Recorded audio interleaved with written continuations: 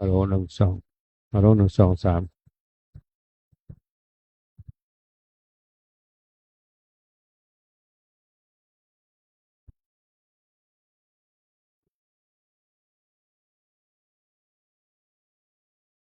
ฮัลโหลหนึ่งสองสามสี่ห้าหกเจ็ดแปดเก้าศูนย์ครับสวัสดีตอนเช้าพี่น้องศรัทธาวัดพระธาตุที่เคารพรักทุกท่านนะครับวันนี้วันพระวันศีลเงินห้าดับนะครับเอามาทำบุญตามปกติวันนี้ได้อัญเชิญพระบรมธาตุเจ้าออกส่งน้ำนะครับ9 โมงเสร็จจากนี้แล้วก็สักพักเขาจะรุดมาร่วมกันในพระวิหารหลวงนะครับอ่าวันนี้แบบมีการแห่เนาะอัญเชิญมาที่หอสงฆ์แล้วก็ส่งน้ำตามประเพณีเฮานะครับกันดับก็ประกาศให้ทราบทั่วกันคนที่มาวันนี้ก็ไปบอกต่อกันเนอะพระธาตุออกพรรษาแล้วนะครับส่งเขาจะส่งทุกวันพระใหญ่นะครับต่อไปนี้จนถึงเก้าเปงพุ่นนะครับอยากจะประชาสัมพันธ์พี่น้องศรัทธาวัดพระธาตุได้ช่วยกันประชาสัมพันธ์บอกต่อๆกันเรื่องปฏิบัติธรรมทุกวันเสาร์นะครับวัดเฮานี่เริ่มปฏิบัติธรรมทุกวันเสาร์แล้วเนอะได้นะ2-3 เสาร์ละนะครับก็หลายเสาร์อยู่ตั้งแต่บ่ายโมงถึงบ่ายสี่ทุกวันเสาร์นะครับมาที่พระสัทธรรมเนอะบางคนเข้าใจว่าเปิ้นมา2-3 เตื้อแล้วเขามาเตื้อเขามาแทรกกลางเปิ้นบัตันก็ตันมดนะครับอาจารย์บ่จะจัดทื่อนะครับมากับปัจจัยอย่างครับบ่ได้เสียเวลาอย่างนะครับมาเพิ่นจะไหว้พระเนาะรับศีล8นะครับรับศีล8ขนาดที่เฮาปฏิบัติธรรมบ่ได้นะครับพอจะปิกบ้านเปิดรับศีล5คืนบางคนที่เป็นห่วงว่าบ่ได้กินข้าวแรงกินยาเนี่ยบ่เป็นหยังนะครับเพราะว่าก่อนจะเฮาปิกบ้านเพื่อรับศีล5คืนละนะครับบ่ต้องห่วงเรื่องนี้เด้อพี่น้องศรัทธา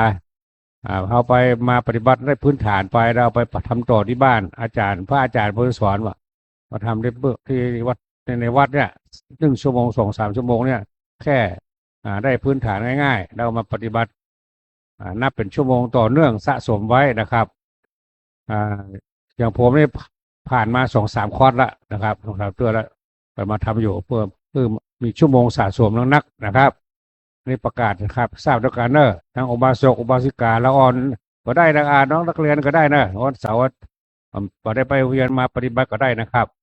ต้องการคนหลายๆวันนี้มี30 กว่า คนนะครับปฏิบัติธรรมวัดเฮาได้สะดวกสบายนะครับห้องแอร์ปูพรมทุกอย่างนะครับห้องน้ำห้องท่าในตัวบ่ได้เดือดร้อนอย่างนะครับประกาศต่อเด้อพี่น้องศรัทธาด้วยจะเป็นกระบอกเสียงเพื่อกำเนี่ยป้อไพรัตน์เนี่ยบนอยู่ต้าลุกมากู้เสาอะนะครับพวกป้อไพรัตน์ช่วยบอกทางต้าลุกบางปานพ้องเด้อมาช่วยกันนะครับบอกมาปฏิบัติกันในหลายเนาะจะได้เป็นการสืบต่อเนื่องเจตนารมณ์ปณิธานของหลวงปู่นะครับที่อยากจะให้ปฏิบัติธรรมเนี่ยมีผู้วัดเทาบักขาดสายนะครับบักขาดต่อเนื่องกันไปเรื่อยๆครับประกาศให้ทราบทั่วกันนะครับขอบคุณครับ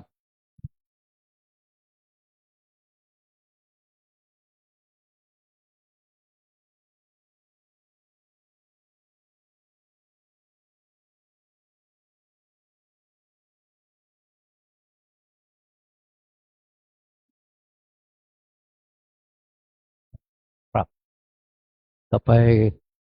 กับเรียนเชิญท่านประธานผู้ศึกษากิจใจสะอาดกดสวิตช์ไฟเทียนทูบเทียนบูชาพระรัตนตรัยครับ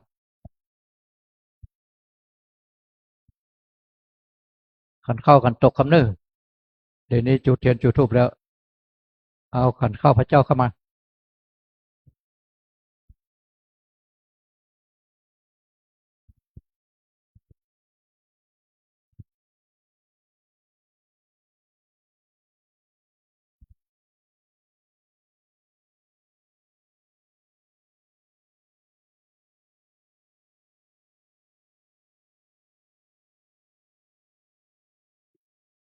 ครับ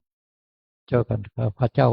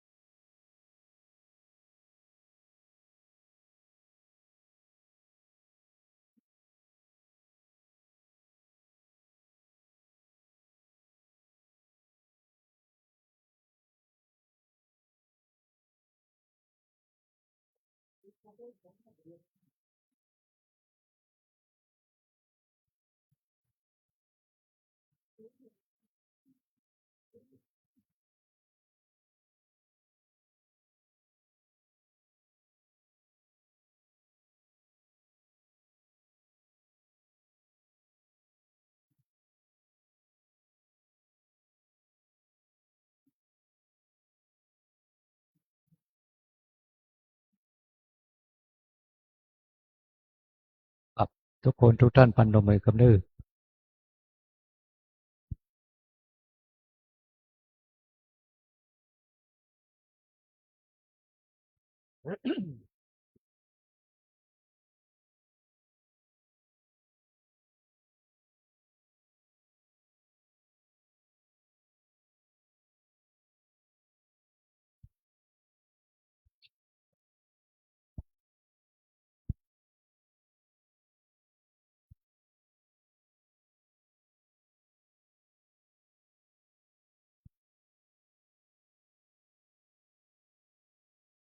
ครับต่อไปกลับพร้อมเดียวกันครับกลับนี่นะสองสาม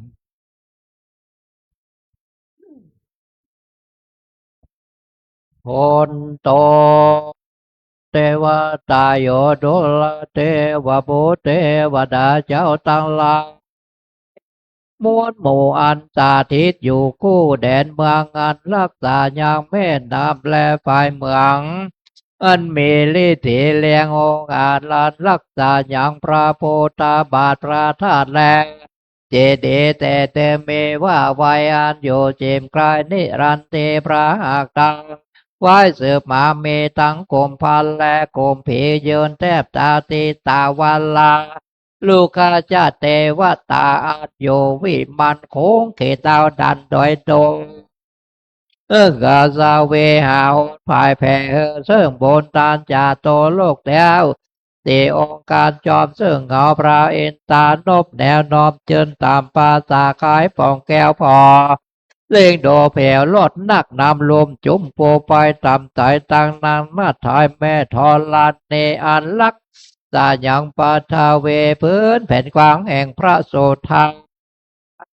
ขออังเชิญท่านทั้งหลายจงมาพระตาอนุโมทนาจิมุลสัทธาผู้กาทั้งหลายโจมจื่นยาวเริงบนตานแถมเตรียมมันเล่เทเดินตาทานพระโคดมแฝงไฟเฝ้านิลันดอนผู้คาขอหยอกอนบเตียวตังว่าเกี้ยวกับวันตาขออังเชิญท่านทั้งหลายจงมาโจมจื่นยาวเถิงบนตันแถมเตรียมมันลิเทโทนสถานพระโคดมแฝงไฟเฝ้าเนลาดอนคู่ขาขอหยอกอนนบเนียวตังวางเกี่ยวกับวันตาขออังเชิญท่านทั้งหลายจงมา พระตาอนุโมทนาจิมลลศรัทธาผู้กาตั้งหลายที่ได้มาทำบุญเนื้อตานใดทีกากาละวันเนนานจงจักมีเจียงแต่เดลีอีตังโนโยสันเนสินโนวาลาโพธิโมเลมาลาสาเสนังมหันติงวิจัยโยสัมโพที่มาการเจงานันตัญญาโนโยโลกุตตโมตังปันนามามิภูทางตังปันนามามิธรรมังตังปันนามามิสังฆังสาทุสาโทโอกาสาคาแด่พระแก้วเจ้าพระปัญจาราตันนาพระแก้วเจ้าตังหาจำพวกแล้วอันสถิตสำลานอยู่วัดวาอารามสถานที่นี้เป็นตนเป็นเก้าเป็นประธานและสถิตสำลานอยู่จันปาตาวาติงสาภากาพรมสวรรคเทวาโลกแรงอันสถิตสำลานอยู่เหนือหนาจุมโพจูดที่จูแห่งจูตนจูพระองค์วันนี้ก็หากเป็นวันเดดีที่อันวิเศษเหตุว่าเดือนถ้าเหนือแรม14 ค่ำก็ได้มาจูจอดรอเติงเถิดยมูลศรัทธาผู้คาตั้งหลายจูห่อจูงานจูผู้จูคนจูใหญ่น้อยยิ่งใจก็จริงได้ปาการมาสานงคงควายตกแต่งแปลงพร้อมน้อมนำมาอย่างตูปาบูผาหลาจาดวงดอกข้าวตอกดอกไม้ไฟแจนและโอตานนาพัตตาหารและน้ำสารตั้งหลายตั้งมวลวงนี้เพื่อว่าจักนำมาถวายปู่จาแต่พระเกียวเจ้าตั้งสามและตั้งห้าพระองค์ว่าสนิแต่ดีหลีขอพระเกียวเจ้าตั้งสามและตั้งห้าพระองค์จงมีธรรมเมตตาเอ็นโดปุณาวายนาปาติกาหารับเอาอย่างปาลาเมชฌาปู่จาแห่งมูลศรัทธาผู้คาตั้งหลายแล้วเพื่อเฮอได้โสดังกรรมกรรมผาทันนาแห่งมูลสัต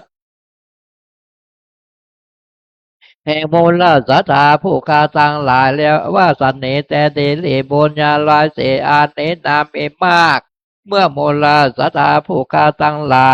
ยได้มาทำบุญทานในทีคาการละวันนี้ก็ขอเฮอมาเป็นปัจจัยกรรมโจโอดโนนยามูลศรัทธาผู้คาตั้งหลายเฮอได้เอาตนตัวรอดพ้นเสียอย่างอันตรายต่างหลายต่างๆนั้นนาเป็นตนว่าข้อปีข้อเดือนข้อวันข้อยามข้อเจ็บขายได้ผายญาติข้อโมโลกาต่างหลายต่างๆนานาเปียทีโลกาก็อย่าได้มากายมาเบียดอย่างมูลศรัทธาผู้คาตั้งหลายข้ออันใดที่ได้มาปรากฏบังเกิดกับตนตัวแห่งมูลศรัทธาผู้คาตั้งหลายแล้วก็ขอเฮินได้ระงับกับหายไปนายทีกาการละวันเนข้ออันใดที่ยังบ่ได้มาปรากฏบังเกิดกับตนตัวแห่งมูลศรัทธาผู้คาตั้งหลายก็จะได้มาปรากฏบังเกิดแถมสั่งยังแถมสักประกาศแถมซ้ำปอสองตั้งแต่มาหุตันละยามนี้ไปนาขอเฮโมลาศรัทธาผู้คาตั้งหลายจงจำเลยไปโดยอายุปีอายุเดือนอายุวันอายุยามอายุวันนาสุขปละประกอบไปโดยจุกปีจุกเดือนจกวานจกยามไปใจขอเฮอได้เอาตนตรวจตั้งไว้อยู่กำโจยางวันลาพุทธศาสนาขององค์พระสัมมาสัมพุทธเจ้าและองค์พระมหาเจนาทัตเจ้าไปจนเจียงเจละการยืนยาวนานนักนั้นจงจักมีเจียงแต่เดลีตังโนอาคิตุปาปุพาลาจาตานังสาโทโอตานาพิกาหาตานังโอตะกังตานังอาเพจาอาสาธาลานะสัพพโลกิยะโลกุตาละมะขาปาลานิปานาปัจจยโยโหนตุโนเนจา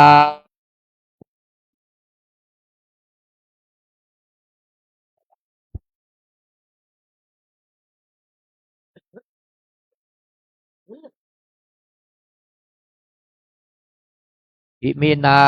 สกาเลนะทางโพทางอภิโพชยามา อิมินาสกาเลนะตังธรรมัง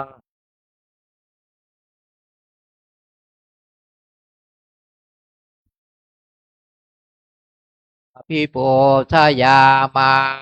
อะระหังสัมมาสัมพุทโธภะคะวาภะคะวันตังอภิวาเทมิสวากขาโตภะคะวะตาธัมโมธัมมังนามัสสามิ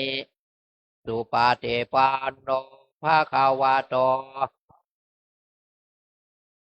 สังฆังนามามิหันธรรมยังพุทธัสสะภะคะวะโตบุพพะคานามะกะลังกะโลมะเสเอ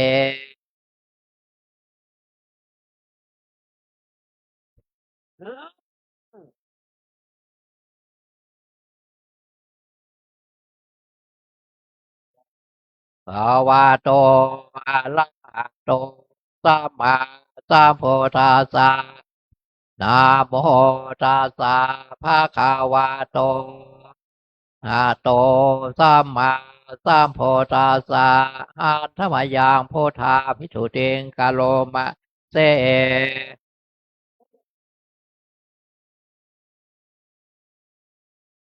อาสัมโพโธเวชาจาลานาสัมปันโน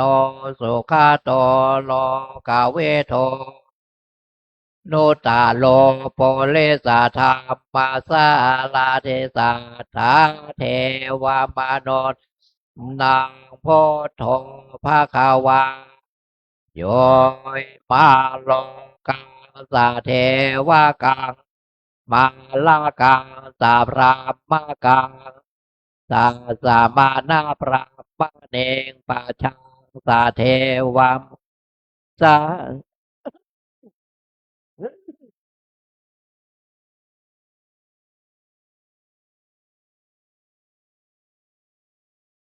เทกาลยานางมาเทกาลยานางปาลิโย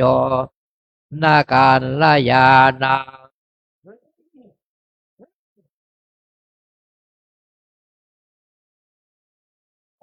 สุทางบรามาจาริยังปากาเสเสธามหังภาคาวันตังอภิปูชยามิมหังภาคาวันตังศีลาสานามามิหันธรรมยังธรรมาภิกขุติงกะโลมาเส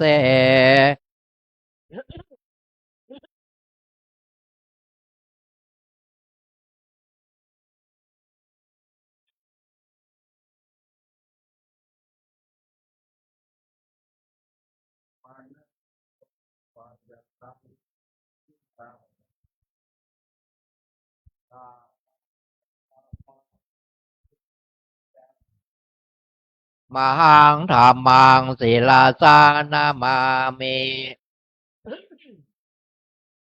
หันธรรมยังสังฆาภิกขุติงกะโลมาเส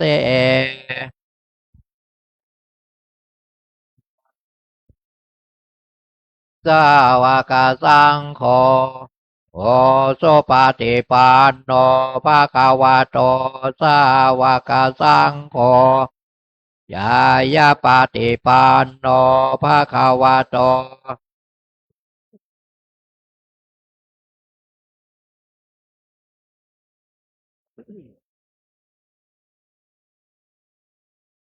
ที่ทางจตาเลปุริสายุคาเนอาถาปุริสาปุคาลาน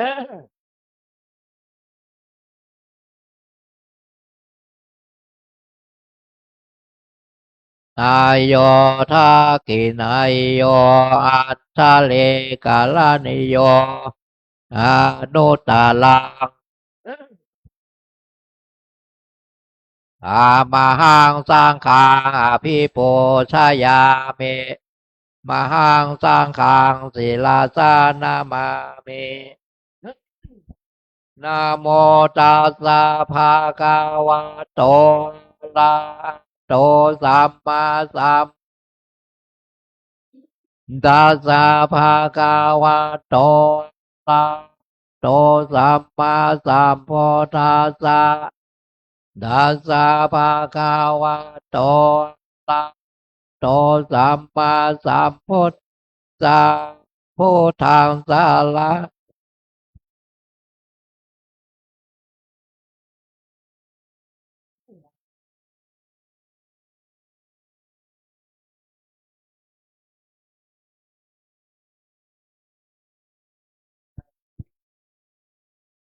นังกาสาเมโตเตยัมปิสังฆังสารนังกาสาเมตาเตยัมตังสารนังกาสาเมตาเตยัมปิธัมมังนังกาสาเมตาเตยัมขังสารนังกาสาเมนะโมพุทธายะ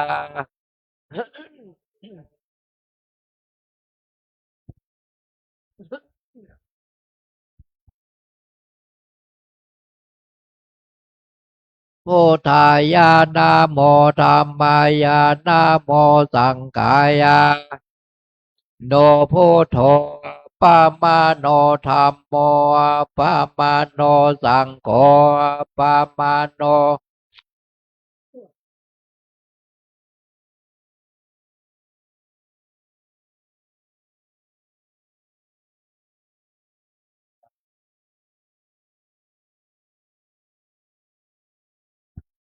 ธัมโมเมนาโถสังโฆเมนาโถกัมมาทานังเมนาทังกัมมาดายากาจาลิโยเมนาโถพุทโธเมนาโถธัมโม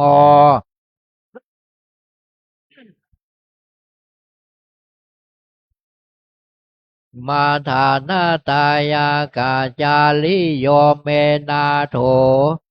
เมนาโถธัมโมเมนาโถสังโฆเมนาโถกัมมาทานังทังกัมมาทานาตายากาจาลิโยเมนาโถอาปันเต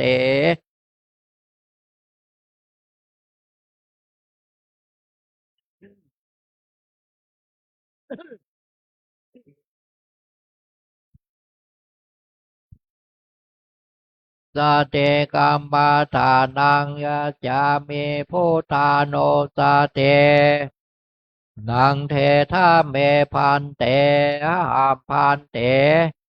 นุสเตกามาทานังยาจาเมพุทธานุสเตกามาทานังปิเตวปัจจาละสัมมาเทงยาอุปัจจาละสัมมาเทงยาเมหัมปันเตปิเตวปัจจาละเทงยัจจาเมเอเตเปโส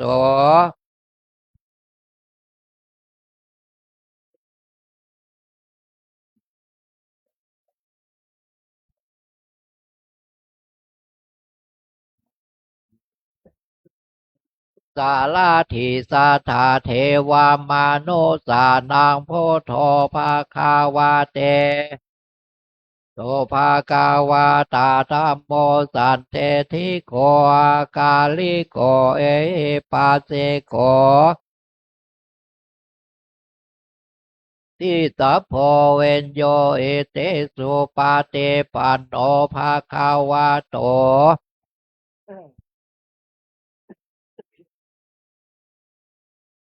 สวากาสังโฆยายาปาเตปันโนภาคาวาโต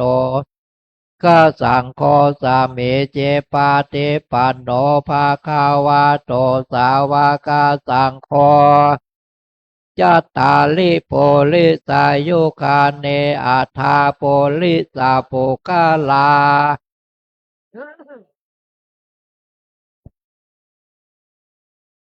ปาหุนายโยทักขินายโยอันทะเลกาลานิโยอนุตตลังเขตังโลกัสสาเทอาเทเอมัสสามิงกาเยโลมานาคาตันตัตตะโจมังสัง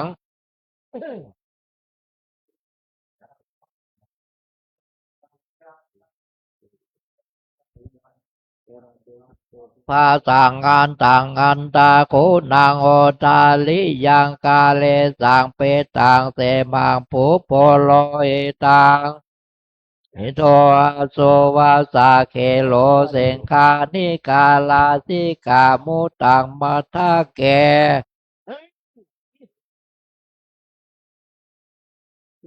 อันตาภาโวอนิจจังนอนห้องนะ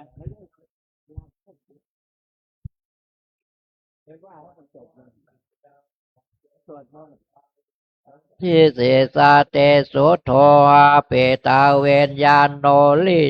ตังวักกาเลกาลังปัทธาเว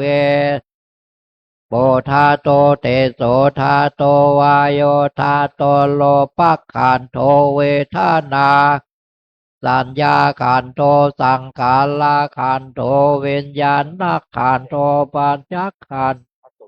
สัต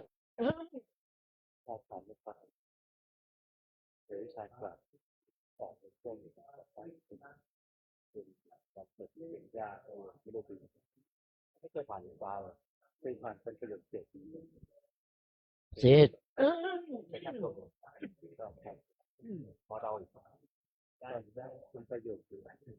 ธานิจังกายาเทนานิจังวาตานิ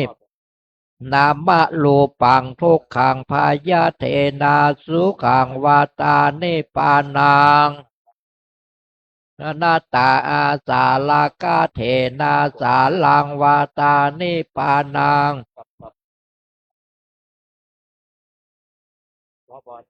นามาโลปังอานาตานิจังวาตานิปานังสุขังวาตา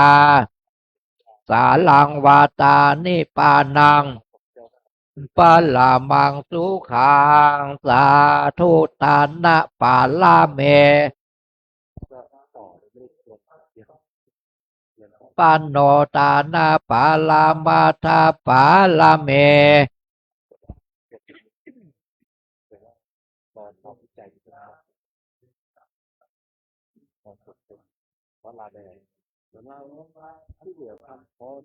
ปาลาเมสัมปันโนสีลาปาปาลาเมสัมปันโนลามาตาปาลาเมสัมปันโนเมตตา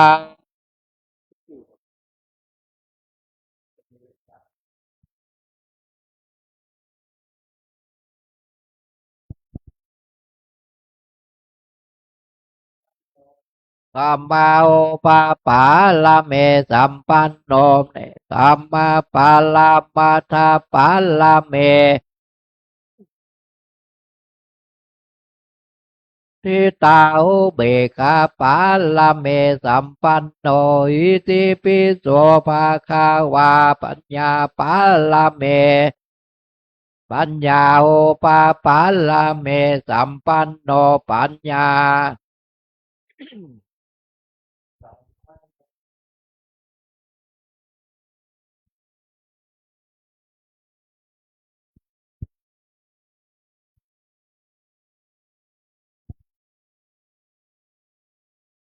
ปันโนเวเลญาโอปาปาลาเมสัมปันโนเวเลญาปาลาปาตาปาลาเมสัมปันโนเตกาโลนาโมทิตาอุเบกขา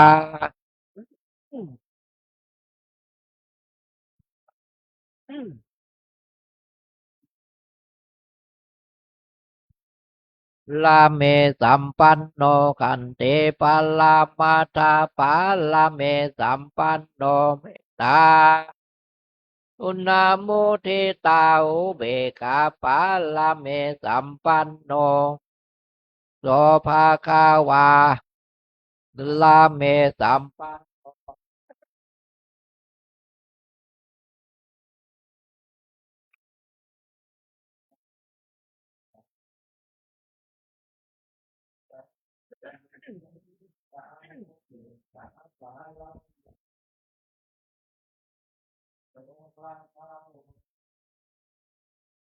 ลาเมสัมปันโนอาเทธานา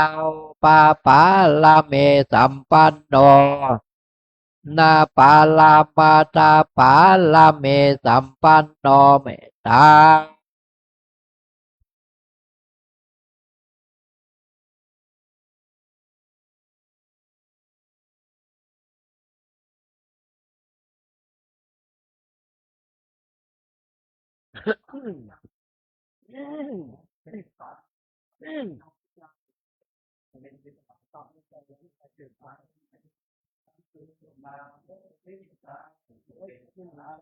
ลาเมสัมปันโนวิติปิโสภาคาวาอุเบกขาปาลาเมอุเบกขาอุปาปาลาเมสัมปันโน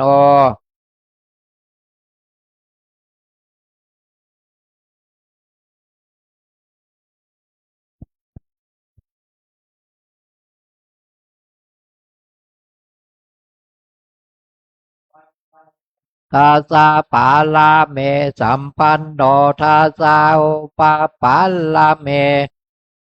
ทาสาปาลามาทาปาลาเมสัมปันโนเมตตาลุนนาโมทิตาอุเบกขาปาลาเมสัมปันโนอิติปิโส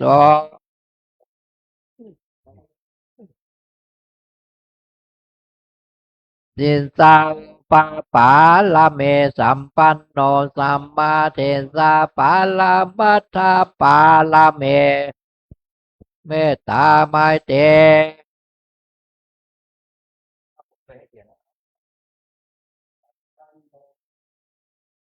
ภาคาวาพุทโธพุทโธอนันตาเทโกโนเอเตเปโสภาคาวาติเป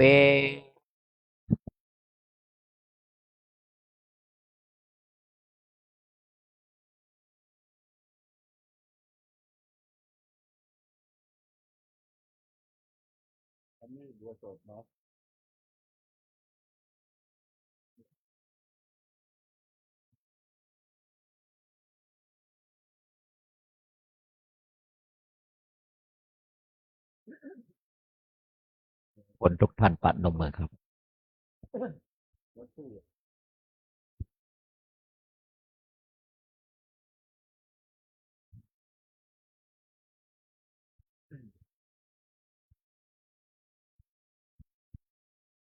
ครับต่อไปกลับคำเดียวกันครับกลับหนึ่งกลับสองสาม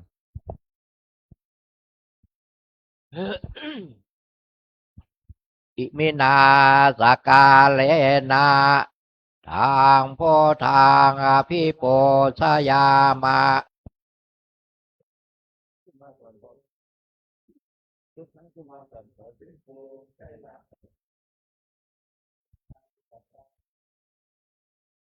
ทางสร้างกลางอภิโปชยามะอะระหังสัมมาสัมพุทโธ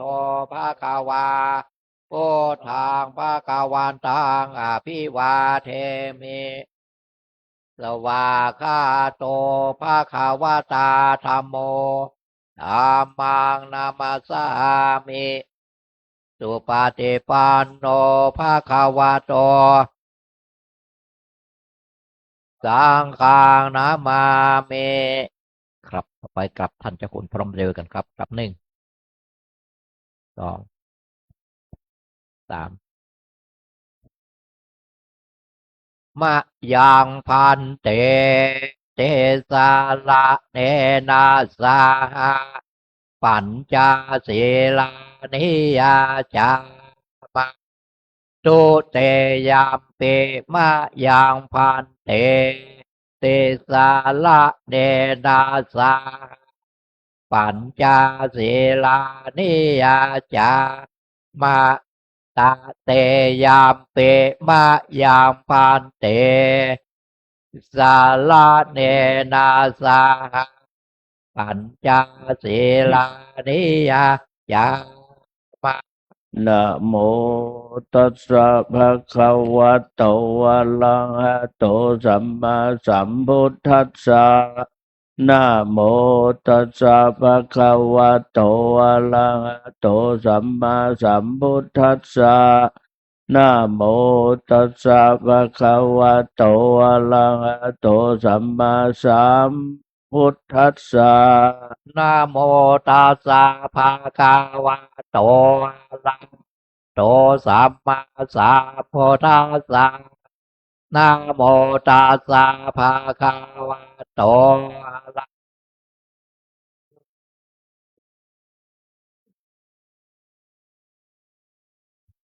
โตอะระหะโตสัมมาสัมพุทธัสสะพุทธังสรณังคัจฉามิ พุทธังสารนังคัสสามิ ธัมมังสรณังคัจฉามิ ธัมมังสารนังคัสสามิ สังฆังสรณังคัจฉามิ สังฆังสารนังคัสสามิ ทุติยัมปิพุทธังสรณัง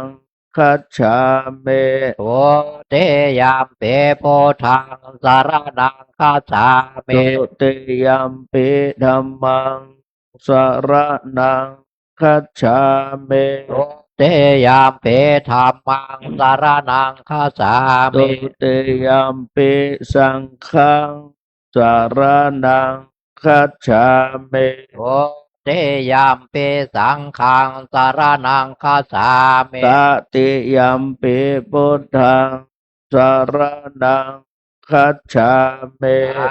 ติยามปิพุทธังสารนังคัสสามิ ตติยัมปิธัมมังสารนังคัจฉามิ ติยามปิธัมมังสารนังคัสสามิ ตติยัมปิสังฆังสารนังคัจฉามิ ติยามปิสังฆังสารนังคัสสามิ ปานาติปาตาเวระมณีเสขาปะตังสมาธิยามิ ปานาติปาตาเวรมณีสิกขาปะทังสมาธิยามิ อาตินนาตานาเวระมณีเสขาปะตังสมาธิยามิ อาทินนาตานาเวรมณี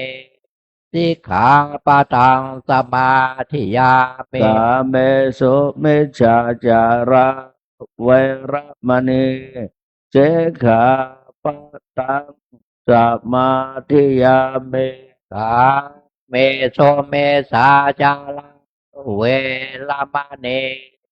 สิกขาปะทังสมาธิยามิ มุสาวาตาเวระมณีเสขาปะตังสมาธิยามิ โมสาวตาเวรมณีสิกขาปะทังสมาธิยามิ โสระเมระยามาชาปามาตาฐานาเวระมณีเสขาปะตังสมาธิยามิ โอรังเมลายามาชาปามาตาฐานาเวรมณีสิกขาปะทังสมาธิยามิ เอมาเนปัญจสิกขาปตาเน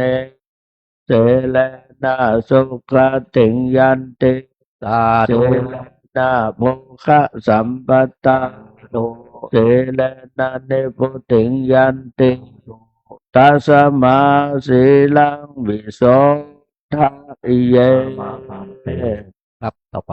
ยุงกระบาดกันเลยสาธุกาสาวตานาเป็นเดปาตังตานังนาปัญญายโยโหตุโนเนจังสาธุกาสาวตานาดังตานางนิปานาตุโนเนจังสา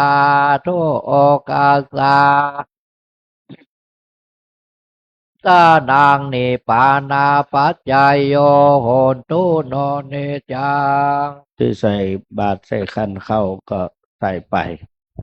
วันนี้จะได้อาราธนาท่านพระมหาสราวุธสุทธิมโนปรริญญาธรรม6 ประโยค แต่ว่าเพิ่งสอบประโยค7ผ่านไปนี่วันนี้จะได้อาราธนาได้ขึ้นสู่ธรรมะแสดงพระธรรมเทศนากับทศนิกชนทั้งหลายได้สดับรับฟังขอนิมนต์ท่านพระมหาสราวุธสุทธิมโน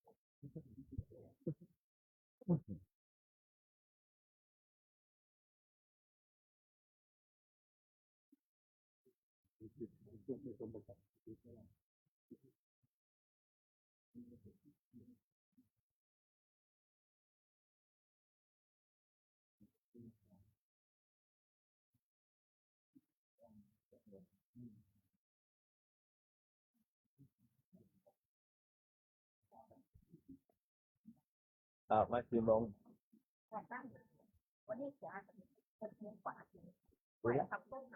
ใช่มันเป็นมาตานอยู่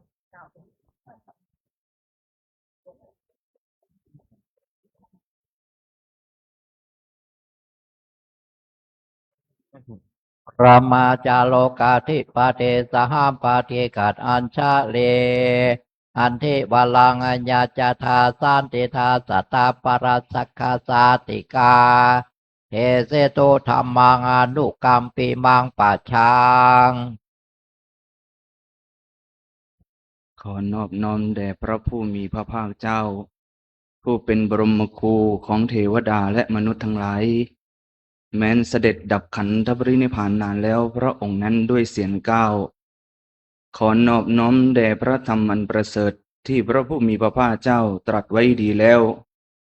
ขอนอบน้อมแด่พระอริยสงฆ์ผู้ดำรงศีลาจาริยวัตรตรัสรู้ธรรมตามพระผู้มีพระภาคเจ้าน้อมระลึกถึงพระคุณอันประเสริฐของพระเดชพระคุณหลวงปู่พระพรหมมงคลหลวงปู่ทองสิริมังคละมหาเถระกราบถวายความเคารพหลวงพ่อท่านเจ้าคุณพระสุวรรณเมธีด็อกเตอร์รองเจ้าคณะจังหวัดเชียงใหม่เจ้าอาวาสวัดพระธาตุศรีจอมทองวรวิหารท่านพระอาจารย์มหาวิทูลภูริเมธีหลวงพ่ออาจารย์พระอมรเมธีผู้ช่วยเจ้าอาวาสวัดพระธาตุศรีจอมทองวรวิหารพระเถรานุเถระสวัสดีเพื่อนสหธรรมิกและน้องๆสามเณรเจริญพรไปยังศรัทธาสาธุชนอุบาสกอุบาสิกาแม่ชีโยคีผู้ใฝ่ศีลใฝ่ธรรมทุกท่านทุกคนวันนี้ก้าวกับผมอัตมภาพได้รับหน้าที่ให้มาแสดงพระธรรมเทศนาหากแม้นแสดงธรรมไปมิถูกต้องตามหลักตามธรรมขอท่านทั้งหลายได้โปรดเมตตาให้แก่ก้าวกับผมอัตมภาพด้วย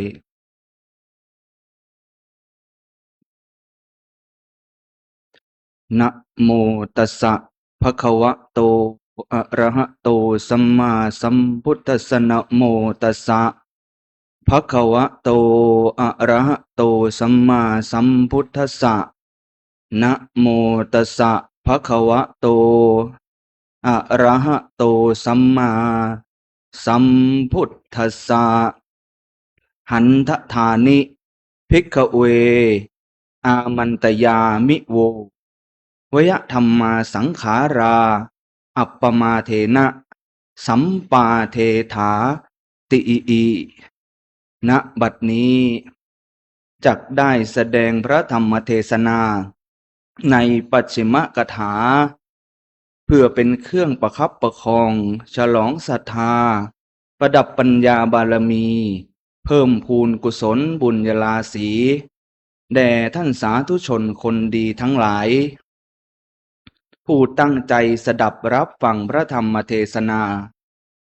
ขอท่านสาธุชนผู้มีศรัทธาอุบาสกอุบาสิกา ผู้ใจบุญทุกท่าน ได้โปรดตั้งโสตประสาทของท่านให้เป็นประหนึ่งภาชนะทองรองรับพระธรรมเทศนา เพื่อให้เกิดธรรมสวนานิสงส์ตรงความมุ่งหมาย5 ประการแห่งการฟังธรรม คือ 1. ได้ความรู้ใหม่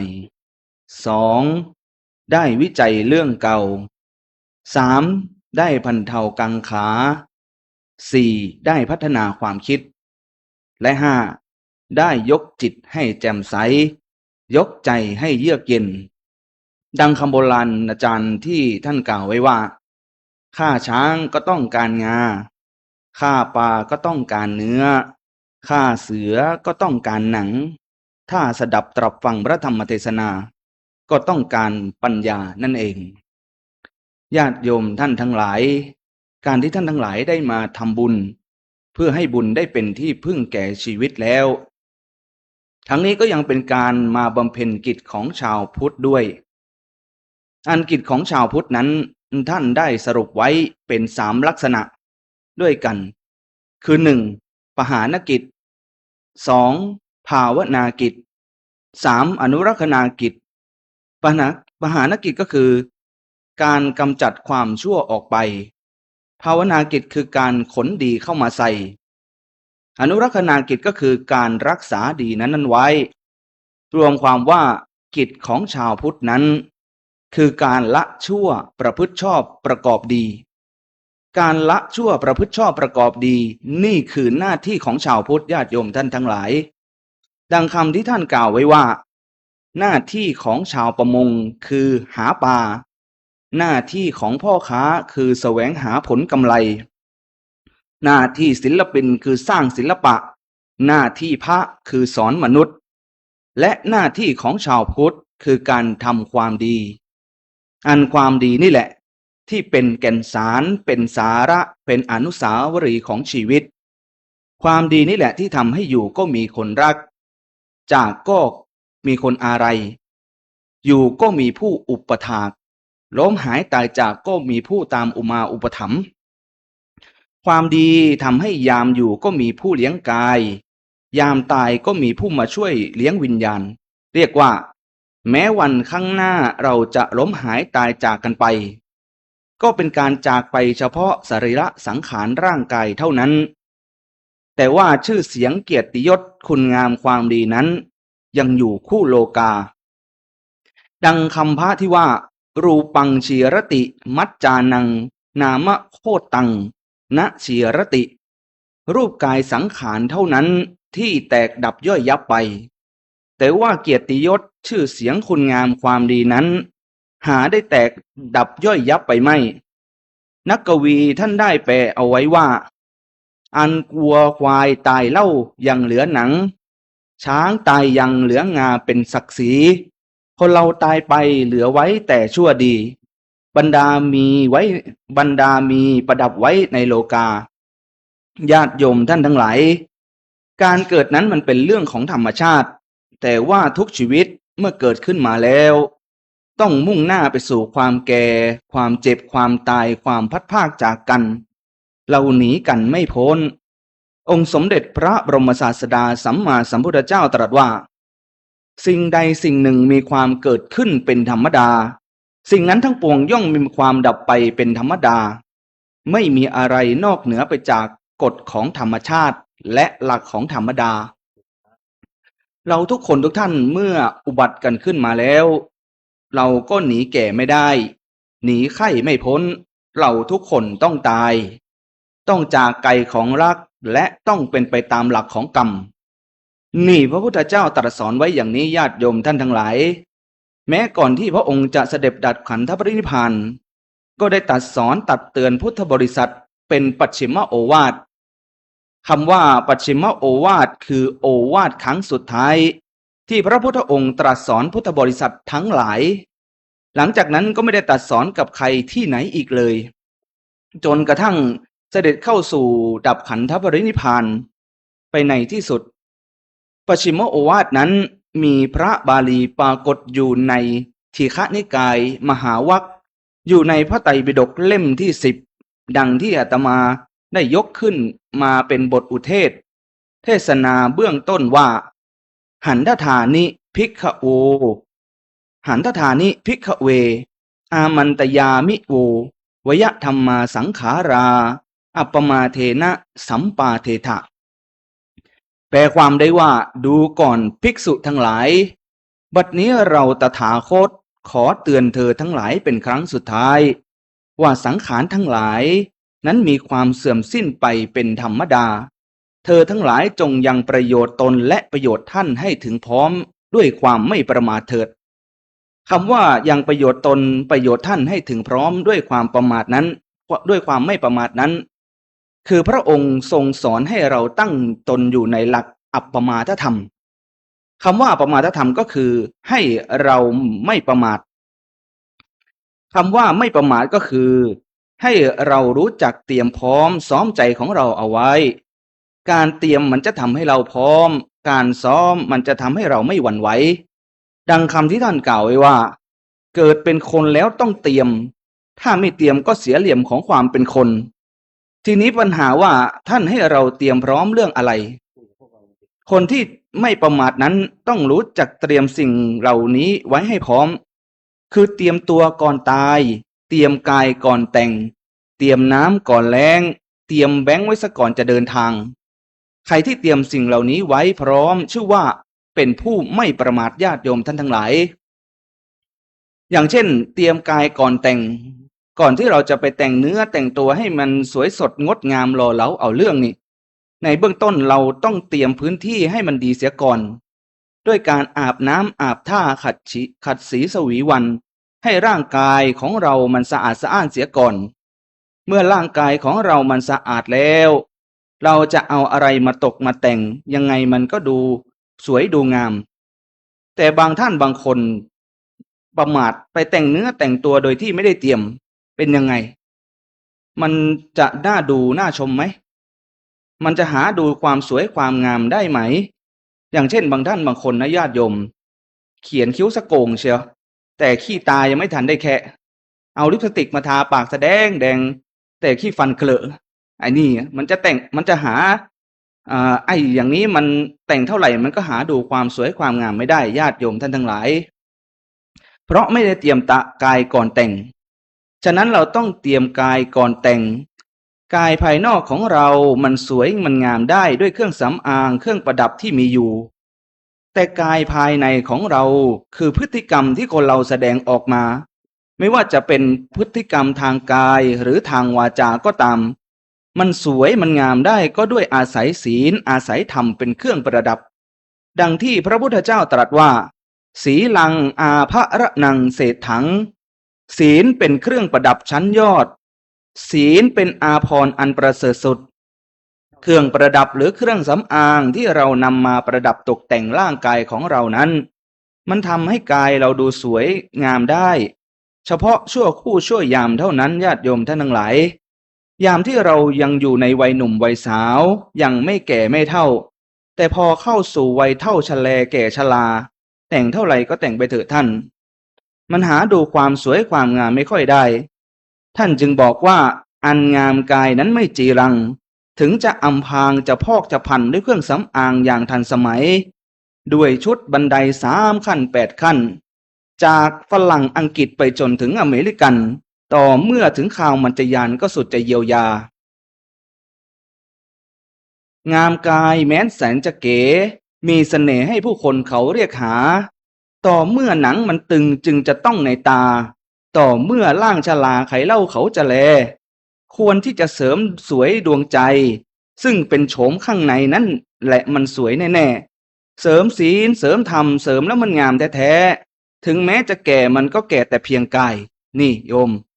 แม้ว่าร่างกายของเรามันจะเสื่อมโทรมไปตามอายุสังขารแต่ว่าพฤติกรรมที่คนเราแสดงออกมามันดูสวยสดงดงามดูงามตลอด นี่ให้เราเตรียมกายก่อนแต่ง เตรียมน้ำก่อนแล้งบางที่บางแห่งนะคุณโยม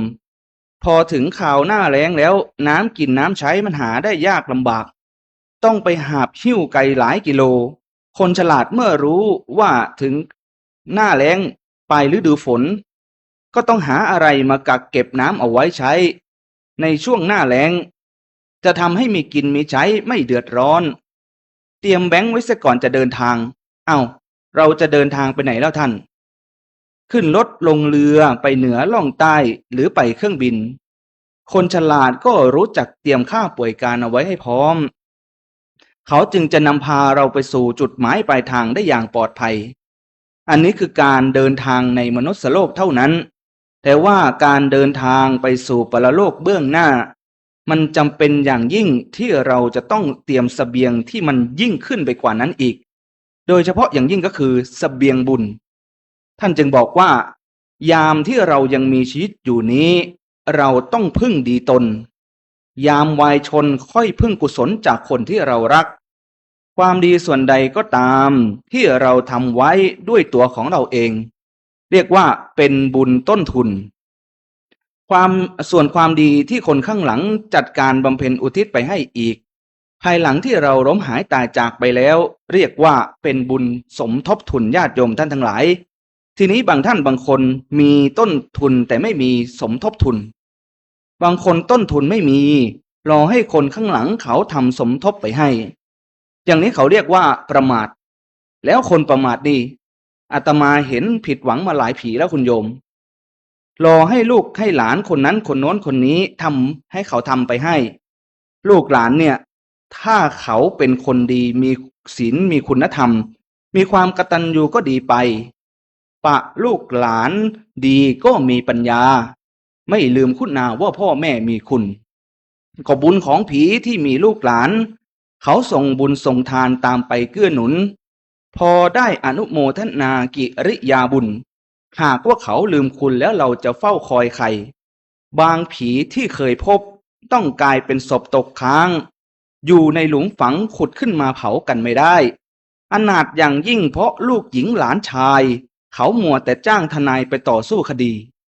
ขึ้นโรงขึ้นศาลประหารวงญาติแย่งชิงสมบัติของผู้เป็นผี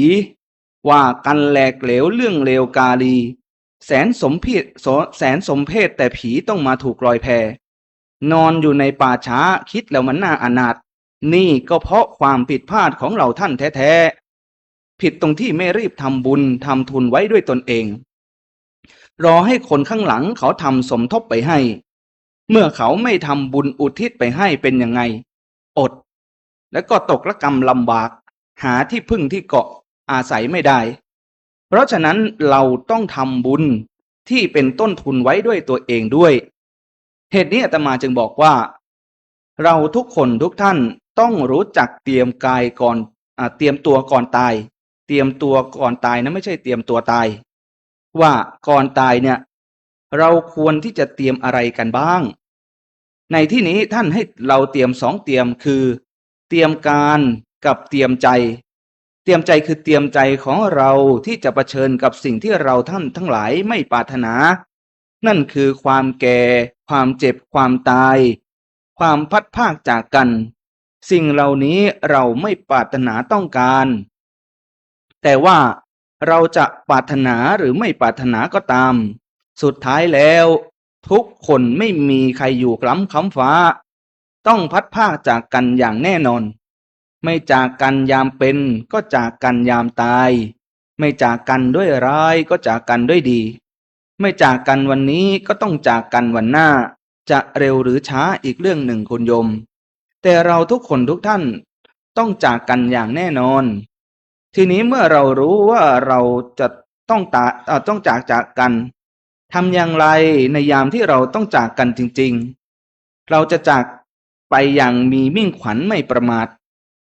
ก็เพราะอาศัยที่เราได้เตรียมเอาไว้ดีแล้วนั่นเองวิธีเตรียมใจทำอย่างไรคุณโยมท่านให้เราหมั่นพิจารณาระลึกนึกถึงความตายไว้เป็นอารมณ์ที่ท่านเรียกว่าเจริญมรณสติดังที่นักปราชญ์ท่านได้ประพันธ์เอาไว้ว่านึกถึงความตายสบาย ใจนัก มันหักลักหักหลงในสงสาร บรรเทามืดโมหันอันธการทำให้หายสะดุ้งไม่ยุ่งใจ คนที่รู้จักฝึกใจให้คุ้นกับความตาย จะเป็นคนที่ไม่ตายทั้งเป็นคุณโยมทำให้รู้เท่าทัน ทำให้รู้เท่าทันความเป็นไปของชีวิตว่าเกิดกับดับมันเป็นของคู่กัน เหมือนพระอาทิตย์กับพระจันทร์ขึ้นแล้วก็ต้องตก ชีวิตเกิดขึ้นแล้วก็ต้องตาย เตรียมใจได้อย่างนี้แล้วเราจะจากไปอย่างมีมิ่งขวัญไม่ประมาทไม่ประมาทนอกจากเตรียมใจแล้วท่านให้เราเตรียมการด้วย วิธีเตรียมการเราจะทำอย่างไรคุณโยมคือให้เราลงมือทำอย่างไรอย่างหนึ่งก่อนที่เราจะไม่มีโอกาสโบราณกะบัณฑิตท่านผูกคำให้เราจำง่ายๆว่าให้เราทำบุญบ่อยๆปลดปล่อยห่วงทั้งหลายนึกถึงพระไตรและมั่นในพุทธคุณทั้ง4ประการนี้เป็นวิธีเตรียมการทำบุญบ่อยๆปลดปล่อยห่วงทั้งหลายนึกถึงพระไตรมั่นในพุทธคุณประการแรกนี่ให้เราทำบุญบ่อยๆเพราะบุญนี้เป็นชื่อของความดีบุญเป็นชื่อของความสุขพระพุทธเจ้าตรัสว่ามาภิกขเวปุญญานังพายิทธะสุขเสตังภิกขเวอธิวจนังยะทิทังปุญญานันติแปลความได้ว่าดูก่อนภิกษุทั้งหลายเธอทั้งหลายอย่ากลัวบุญไปเลยคำว่าบุญนี้เป็นชื่อแห่งความสุขบุญเป็นต้นทุนหนุนชีวิตบุญเป็นที่พึ่งของชีวิตที่เราสามารถพึ่งได้ทั้งในปัจจุบันและในอนาคตพึ่งได้ทั้งในโลกนี้และในโลกหน้าดังที่พระพุทธเจ้าตรัสว่าปุญญานิปะละโลกัสสมิงปฏิฐาโหนติปานินังบุญย่อมเป็นที่พึ่งพิงอาศัยของสรรพสัตว์ทั้งหลายทั้งในโลกนี้และในโลกหน้าฉายาวะอนุปายินีบุญเป็นประดุจเงาที่เฝ้าติดตามเราไปในทุกที่ทุกสถานอย่างเวลาที่เราไปไหนมาไหนเงาของเรามันไปด้วยใช่ไหมโยมวันนี้ทุกท่านมานั่งอยู่ตรงนี้เงาก็อยู่กับเราตรงนี้ด้วยบุญที่เราได้บำเพ็ญไว้ดีแล้วก็เช่นเดียวกันเราถึงไหนเงาถึงนั่นเราอยู่ไหนบุญก็อยู่นั่นเพราะบุญเป็นเงาเฝ้าตามติดบุญเป็นมิตรในทุกที่คอยช่วยเหลือเอื้ออารีห่างราคีปลอดโพยภัยบุญพิทักษ์บุญรักษาบุญนำพาพบสุขใสแม้นชีพดับลับโลกไปบุญส่งให้สวัสดีบุญที่เราได้กระทำบำเพ็ญไว้ดีแล้วย่อมที่จะส่งผลให้เราเสวยสุขในปัจจุบันอยู่ดีมีสุขมั่งมีสีสุขสมบูรณ์พูนสุขในโลกปัจจุบันแม้เมื่อละลาจากโลกนี้ไปแล้วบุญก็ย่อมที่จะติดตามไปสนับสนุนส่งเสริมให้เราอยู่เย็นเป็นสุขในสัมปรายภพเบื้องหน้าด้วย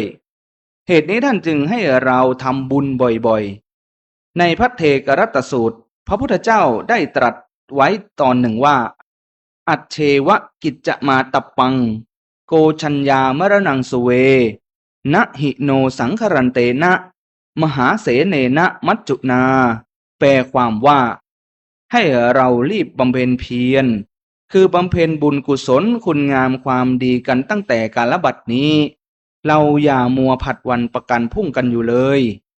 เพราะเราไม่สามารถที่จะรู้ได้ว่าพญามัจจุราชนั้นจะมาพรากเอาชีวิตของเราไปเมื่อไหร่คือความตายจะมาถึงเราเมื่อไหร่เราไม่รู้ญาติโยมท่านทั้งหลายโกชัญญามรณังสุเว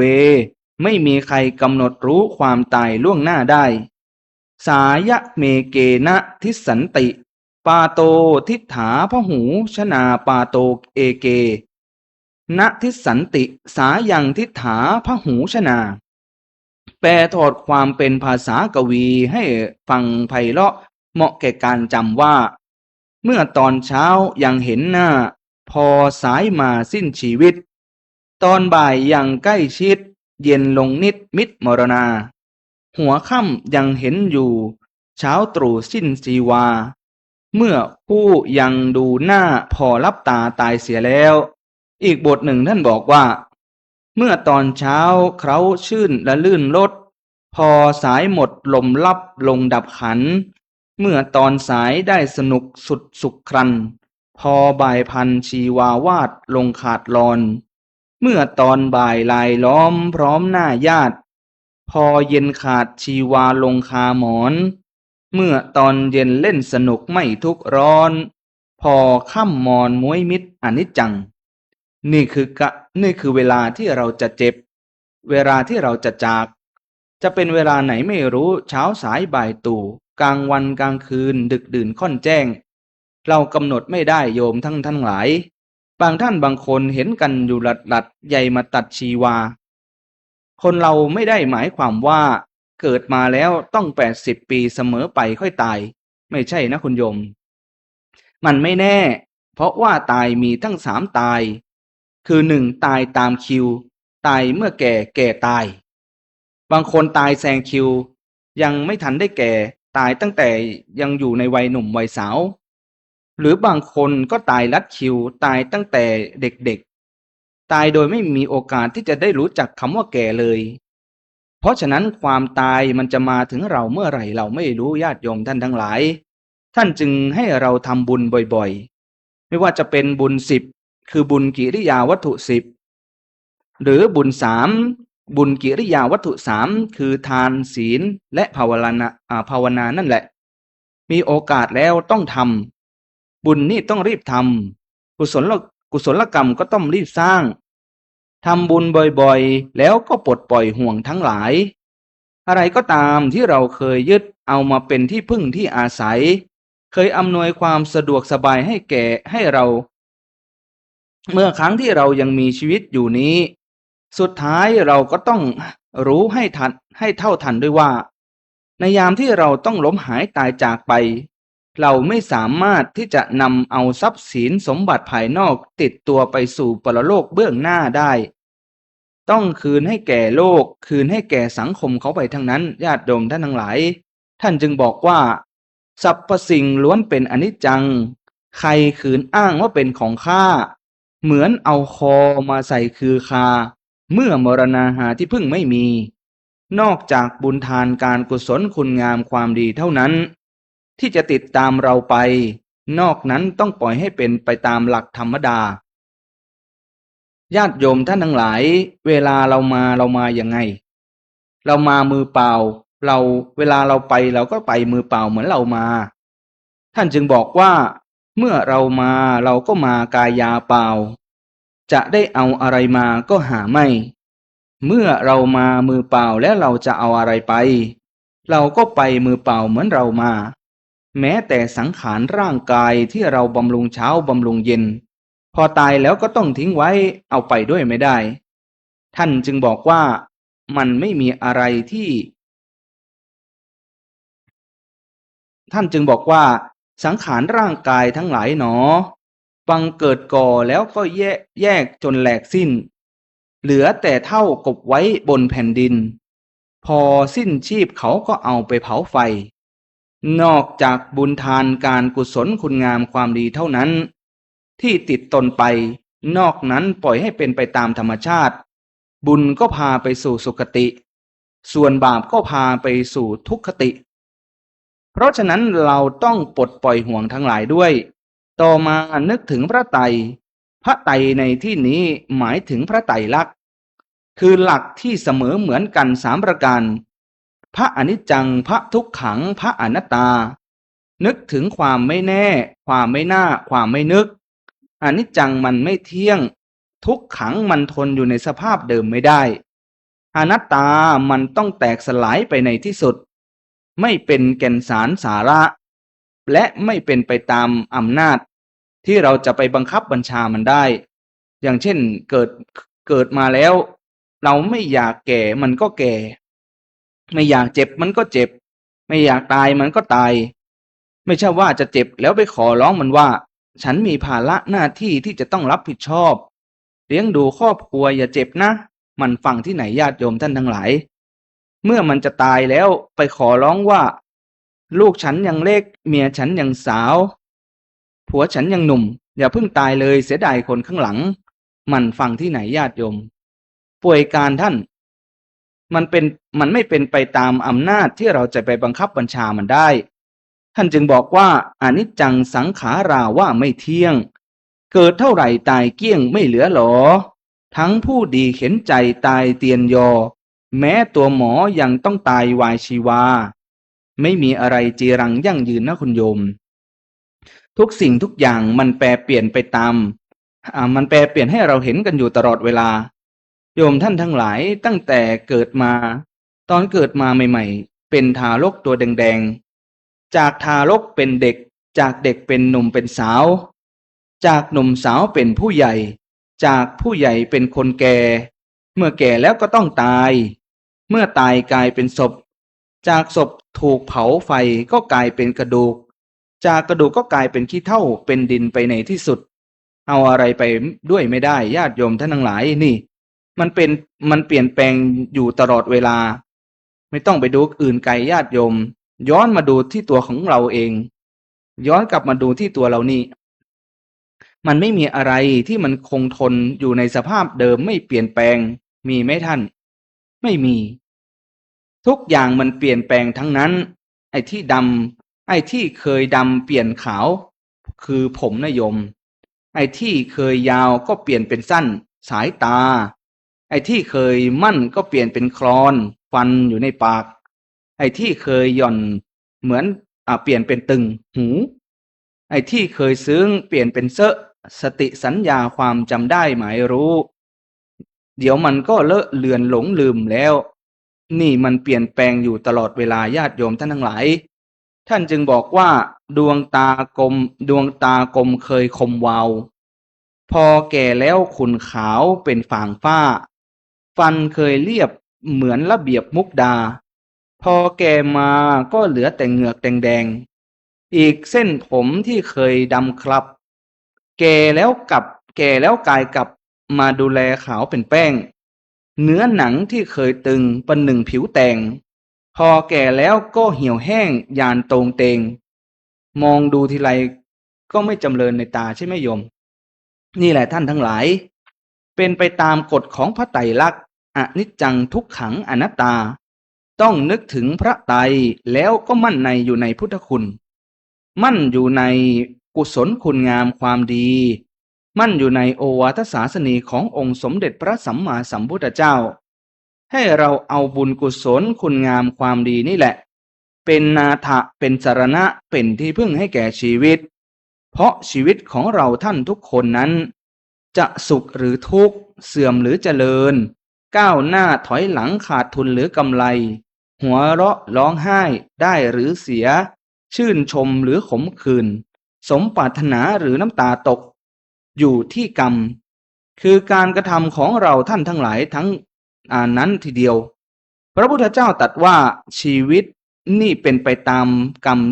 เป็นไปตามลิขิตของกรรมกรรมลิขิตชีวิตคนจะยากดีมีจนก็สุดแต่วิถีกฎแห่งกรรมทำดีได้ดีถ้าทำชั่วแล้วก็มีแต่เลวทรามความดีทำไว้ถึงข่าวตายจากก็มีคนอยากช่วยแบกช่วยหามหากทำชั่วก็พาตัวเราตกต่ำถึงมีหน้าก็ต้องคว่ำเหมือนหอยโข่งหอยแข็งกรรมมุนาวัตตีโลโกสัตว์โลกย่อมเป็นไปตามกรรมกัมมังสเตวิภัชติยะทิทังหีนัปปณีตายะกรรมย่อมจำแนกสัตว์ให้ดีเลวแตกต่างกันออกไปกรรมมัสโกมหิเรามีกรรมเป็นของตนกรรมทายาโทเรามีกรรมเป็นทายาทกรรมโยนิเรามีกรรมเป็นแดนเกิดกรรมพันธุเรามีกรรมเป็นเผ่าพันธุ์กรรมปฏิสารโนเรามีกรรมเป็นที่พึ่งอาศัยยังกัมมังกริสามิเราทำกรรมอันใดไว้กัลยาณังวาดีก็ตามปาปกังวาชั่วก็ตามตัสสะทายาโทภวิสามิเราจักเป็นผู้รับมรดกคือผลของกรรมนั้นอย่างแน่นอนญาติโยมท่านทั้งหลายนี่พระพุทธเจ้าได้ตรัสไว้อย่างนี้ ฉะนั้นอย่าประมาทในเรื่องบำเพ็ญกรรมโดยเฉพาะกุศลกรรมต้องหมั่นบำเพ็ญท่านความดีทำไว้ถึงข่าวตายจากก็มีคนก็มีแต่คนอยากช่วยแบกช่วยหามหากทำชั่วก็พาตัวเราตกต่ำถึงมีหน้าก็ต้องคว่ำเหมือนหอยแข็งหอยโข่งหอยแข็งดีอยู่ที่ไหนทำไว้เถิดท่านการบุญสุนทานจงหมั่นแสวงถึงใครค่อนว่าก็อย่าละแวงทั้งที่มืดที่แจ้งทำมันตลอดไปเทศนาปริโยสาเนในที่สุดแห่งพระธรรมเทศนาขอความเจริญงอกงามในศีลในธรรมทิฏฐิอันถูกต้องจงบังเกิดมีในจิตในใจของท่านทั้งหลายขอให้ท่านทั้งหลายมีจิตใจสะอาดสงบพบมรรคาอันบริสุทธิ์และสดใสเสกชีวิตด้วยมันสมองและมือสองข้างให้เจริญรุ่งเรืองโชติช่วงดุจดังดวงไฟส่องทางชีวิตของท่านไปสู่ความสิ้นทุกข์สาสนูปฏิขอความปฏิบัติดีของท่านทั้งหลายจงเป็นไปเพื่อความธรรมที่สุดแห่งกองทุกข์ทั้งสิ้นนี้เทินแสดงพระธรรมเทศนาในปัจฉิมกถาพอสมควรแก่เวลาจึงขอยุติลงคงไว้แต่เพียงเท่านี้เอวังก็มีด้วยประการฉะนี้ ธรรมยังสาธุกลังกะโลมาเสสาธุสา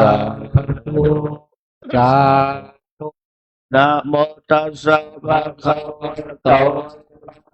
โตสัมมาสัมพุทธัสสะนะโมตัสสะภะคะวะโตละโตสัมมาสัมพุทธัสสะนะโมตัสสะภะคะวะโตอะระโตสัมมาสัมพุทธัสสะเตเปโสภะคะวะอะระหังสัมมาสัมพุทโธเวชชาจารณะสัมปันโนสุขโตโลกาเวโทตัลโลภสัทธัมมาสาราริสัทธาเทวมนุสานังพุทโธกาวเตสวะกาโตภะคะวะตาธัมโมสันเตเตโกกะเรโกเอหิปัสเสโกปานาเยโกจัตตังทิตาโววิญโยเหเตโสปะเตปันโนภะคะวะโตสาวกสังโฆชุปฏิปันโนภะคะวะโตสาวกสังโฆยายาปฏิปันโนภะคะวะโตสาวกสังโฆสามิจิปฏิปันโนภะคะวะโตสาวกสังโฆยะทิทังจัตตาเลโภเรสยโยคาเนอัตตาโพสัพพุคะละ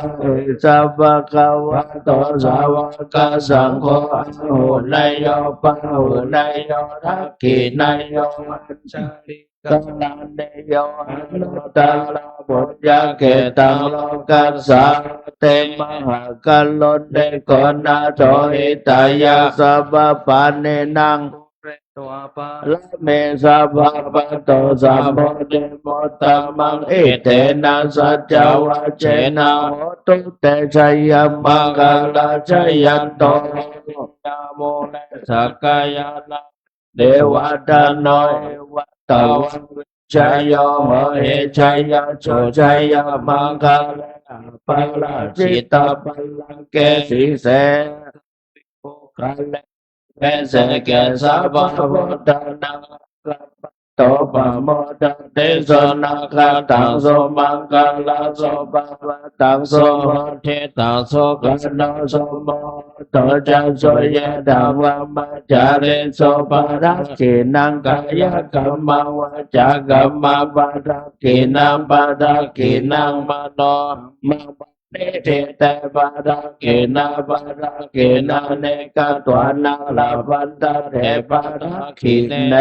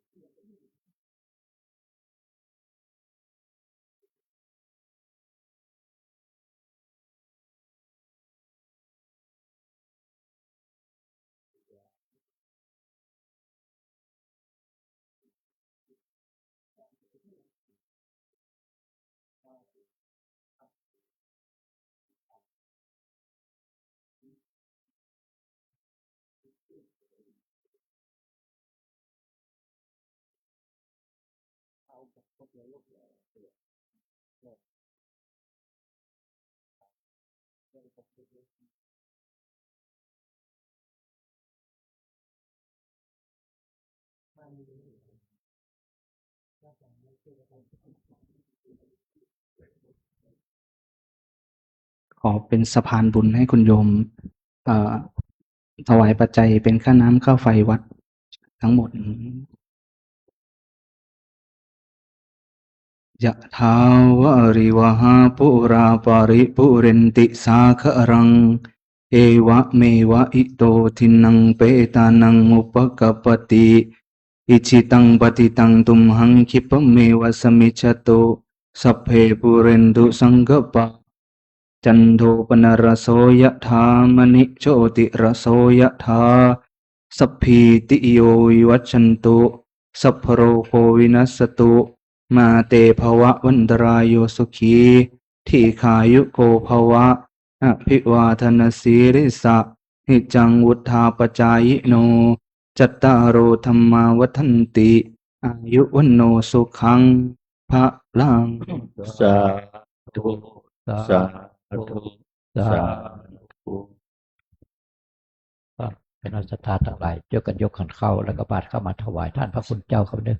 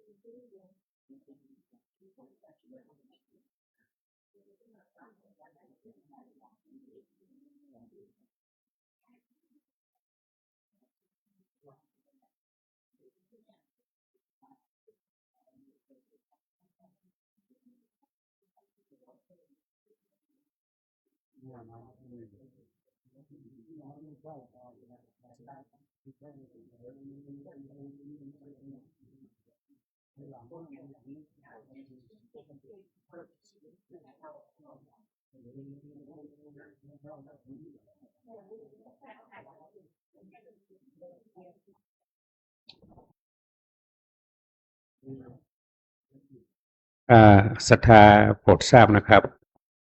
ตะกี้ถ้าองค์ พระธรรมกถึกท่านพระมหาสารวุฒิที่เทศตรงจบตะกี้นะครับ กันเทศที่บูชากันเทศไปนะท่านได้เป็นสะพานบุญถวายเข้าวัดเป็นค่าน้ำค่าไฟของวัดพระธาตุเราคืนยอดทั้งหมดรวมนะครับ ทั้งหลายซองทั้งหมดรวมแล้วได้2,560 บาทสาธุนะครับสาธุสาธุสาธุ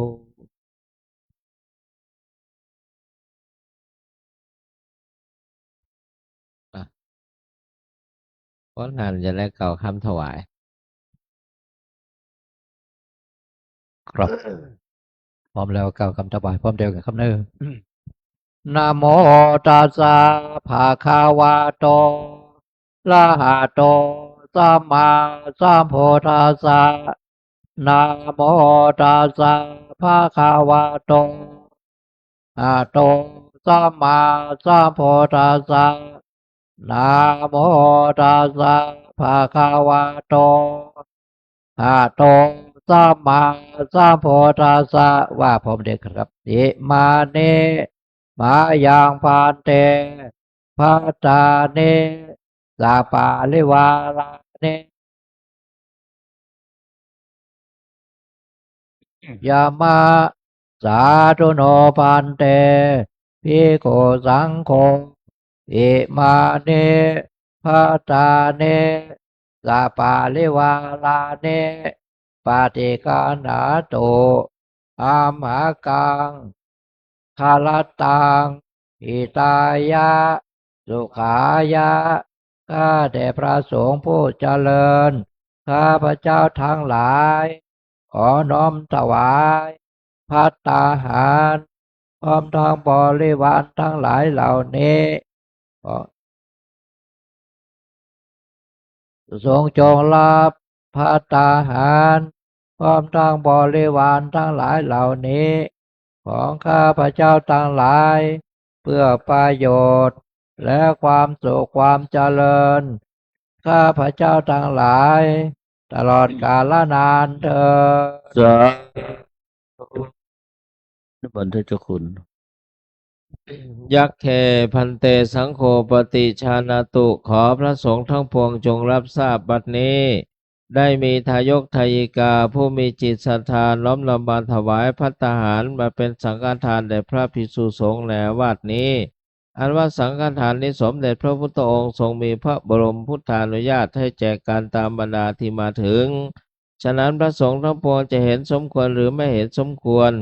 หากเห็นว่าไม่เป็นการสมควรและสายก็ขอทักท้วงขึ้นในท่ามกลางระหว่างสงฆ์อย่าได้เกรงใจหากเห็นว่าเป็นการสมควรแล้วขอจงเป็นผู้นิ่งอยู่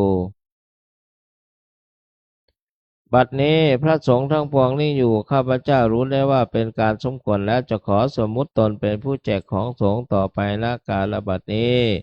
นะโมตัสสะภะคะวะโตอะระหะโตสัมมาสัมพุทธัสสะนะโมตัสสะภะคะวะโตอะระหะโตสัมมาสัมพุทธัสสะนะโมตัสสะภะคะวะโตอะระหะโตสัมมาสัมพุทธัสสะอายังพันธมะภาโกมหาเถระสะปาปุนาติ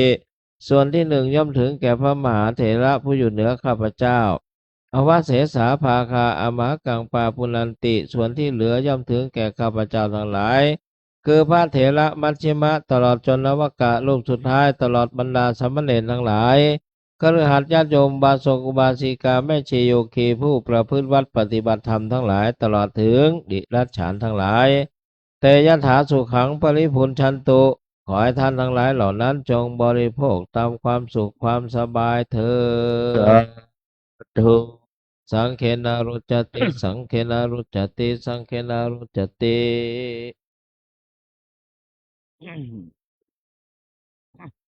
ต่อไปละปอนเนอร์ยะถาวาริวะหาปูราปริปูเรนติสาคารังเอวะเมวะอิโตตินังเปตานังอุปกปปติอิชิตังบัติตังตุมหังคิปะเมวะสมมิจฉตุสัพเพปุเรนตุสังกปาจันโทปนรโสยถามณิโชเตระโสยถาสัพพิติโยเอวัง ชาตสัพพะโลกเวนัสตุมาเตวังตวันตาราโยโสกิเตขังโยโกภวะสัพเพเตโยวั จันตสัพพะโลกเวนัสตุมาเตวังตุตารังโยโสเกเทขังโยโกภวะสัพเพเตโยฉันตสัพพะโลกเวนัสตุมาเตวังตวันตารังโยโสเกเทกังโยโกภวะอภิวันดานาเสเลสันเนจังวทาจายโนจัตตังโลธรรมังทันเตโยวันโนสุขังภาลังโยโดภะโตเตโลวันนาโดเตภานาโดสุขังสัทธตาเมตาเวสุขังโสอะเทขังสัตเตอาโยทัตตวันบาลังดังโสขังจัปเตภานาโดเอขายโยสวันโหเตยังตายังโสภะปะสะเตเตอายุวัตโกนัตถะตะโกเสเลวัตโกยะสวัตโกบัลลวัตโกนาตะโกโรกังตะโกโอโตสัพพะดังโดกาลังขะพยาเวสกังสตจุปัฏฐังอเนกังอันตรายาเปเวนะสะยะเตสะสะสะยะเส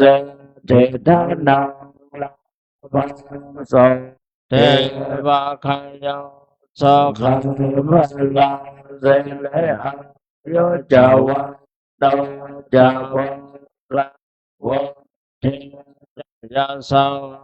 สัตวะสัมจาอังโยจะเชวะเสเทวะวะตุเตวะมะคะละละขันโตสัพพะเรวะตังสัพพะโพธังโนภะนาสะตังโสเทวะวะโตเตภวะตุสัพพะมังคะละขันโตสัพพะเทวตังสัพพะธัมมังโนภะนาสะตังโสเทภวะตุเตภะมังคะละขันโตสัพพะเทวตังสัพสังฆาโนภะเวนัสสังโสติภวันตุเตวยังตาตุพลังกะโลมาเสสาธุสาธุสาธุครับต่อไปสุเสริญทุกท่านนั่งสมาธิเจริญภาวนาต่อไปครับ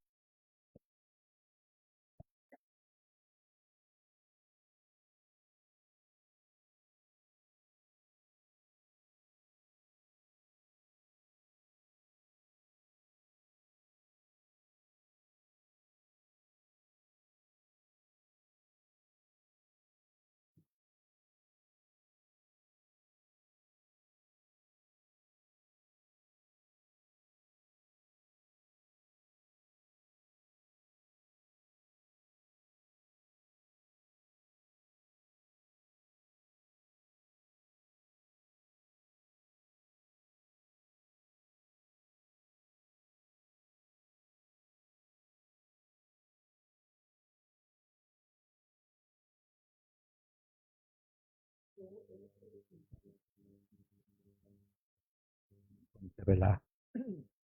อิตังทานากามังเนปานาปัจจายโยตุโนเนจังเอตังศีลากามังนิปานาปัจจายโยตุโนเนจังเอตังภาวานากามังตุโนเนจังยังกินเจโกชาลังกาตาปังกัมมังสาเพทิกาตังปนยังโนอนุโมทันโตสุนันโตพนโตเยเตวะทานเนเทกาตาเทกายุกาสาตาโอโตสัพพะสัตตานังดานังปาเลหาลันโตมาตาปิตาสุเกตาโอนโตโตกาปาโมจันเพยาเตกาสุเกตาโอนโตโตกาปาโมจันโตสัพเพอายาเตกาโอนโตโตกาปาโมจันโตสัพเพปิสาสัพเพยากาสัพเพเปตาโอนโตโตกาปาโมจันโตสัพเพนาคาตาปาโมจันโตสัพเพจาริโยปัจจายาตาโอนโตโตกาปาโมจันโตสัพพะสัมปัตเตนังมิจันโตโอวันตามิพุทธังสัพพะเมโตสังฆามาตาเมวันเตวันตามิธัมมัง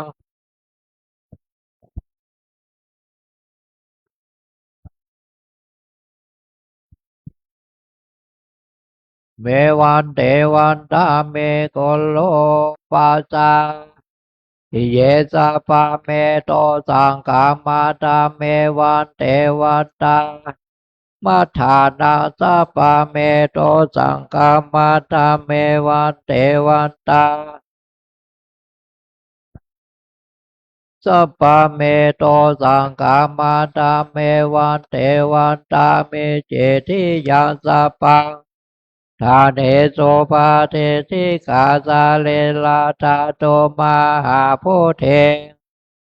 ปังสักกาลังสัตตานาทาโลเกเทวะโลเกพระมาโลเกทิเปลังกาทิเปสาเลลาตาตุโยเกสาธาตุโยตาตาตุโยเสติสังเสตมะขันเตสะเปสัพพะตาเจวันตามิสัพพะโสครับต่อไปก็วันตาน้อยลูกเหมือนหลวงปู่แล้วก็ท่านเจ้าคุณทุกตนทุกองค์ครับ